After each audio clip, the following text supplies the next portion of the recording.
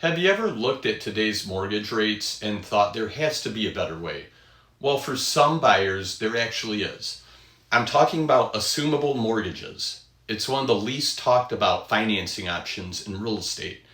But in the right situation, it can save you hundreds of dollars every month and potentially hundreds of thousands of dollars over the life of the loan. The problem is that most buyers don't even know to ask about them.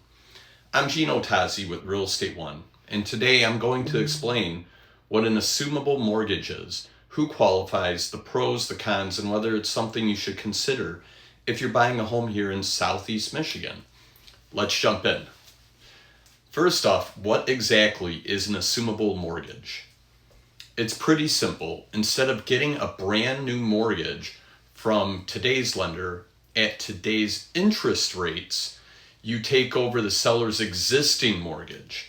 You assume their loan along with the interest rate and the remaining loan balance. Here's an example. Let's say someone bought their home in 2021 and locked in a 2.75% interest rate. Today they decide to sell. They still owe $275,000 on that mortgage. If that loan is assumable, then you're approved by the lender. You could step into the same 2.75% mortgage instead of getting a brand new loan at today's rates. That can make a huge difference in your monthly payment. Now, here's something really important to know. Not every mortgage can be assumed.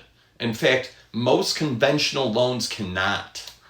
The loans that are most commonly assumable are FHA loans, VA loans, and USDA rural development loans. So if you're shopping for a home, one of the smartest questions you can ask is, does this home have an assumable FHA, VA, or USDA loan? You'd be surprised how many sellers and even some agents don't even realize it's an option. Now, before you get too excited, there are a few catches. The first one is that you still have to qualify. You don't automatically inherit someone else's mortgage. The lender is still going to look at your credit, your income, your employment history, and your debt to income ratio. They want to make sure you can actually make the payments. So while the process is often simpler than getting a brand new loan, it is still a pre-approval process. The second challenge, and this is the one that surprises most buyers, is something called the equity gap. Let's use another example. Suppose the home is worth $450,000, but the seller only owes $275,000 on the mortgage. Well, if you assume that $275,000 loan, you still have to come up with the remaining $175,000 to buy the home. That money could come from your savings, proceeds from selling your current home, or sometimes through a second mortgage if one is available. This is why assumable mortgages tend to work best for buyers who already have some equity or who have a larger down payment. Now let's talk about why buyers get so excited about these loans. It's all about the interest rate. Think about financing $300,000. If your interest rate is around 3%, your monthly payment is dramatically lower than if you finance that same amount at today's higher rates. Over 30 years, the difference can easily add up to well over $200,000 in interest savings. That's real money. It's one of the few ways buyers today can potentially lock in financing that feels like what people were getting just a few years ago. Now, if you're looking at a VA loan, there's one extra thing you need to understand. If the seller is a veteran and the buyer is not able to substitute their own VA entitlement, the seller's VA eligibility may remain tied up with that loan. That doesn't necessarily kill the deal, but it's something both parties need to understand before moving forward. Another thing people don't realize is that assumable mortgages usually take longer to close.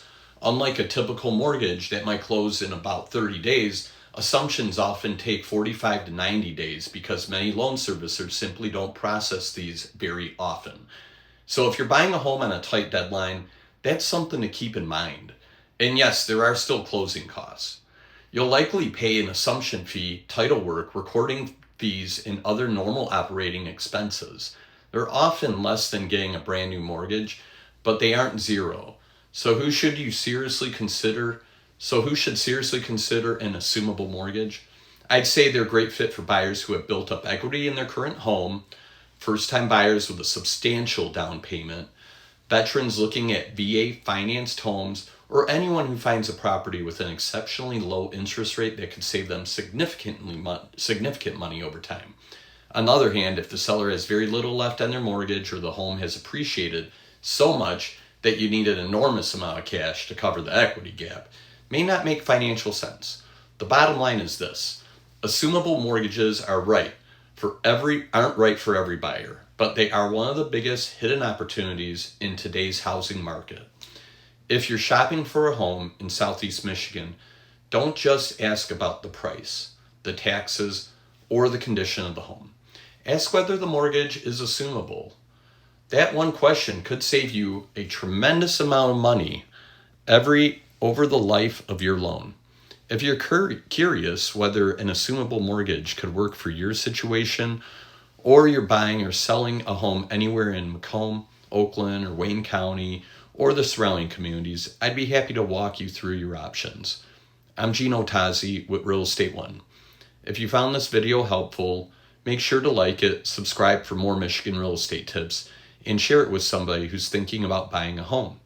Thank you for watching. I'll see you in the next one.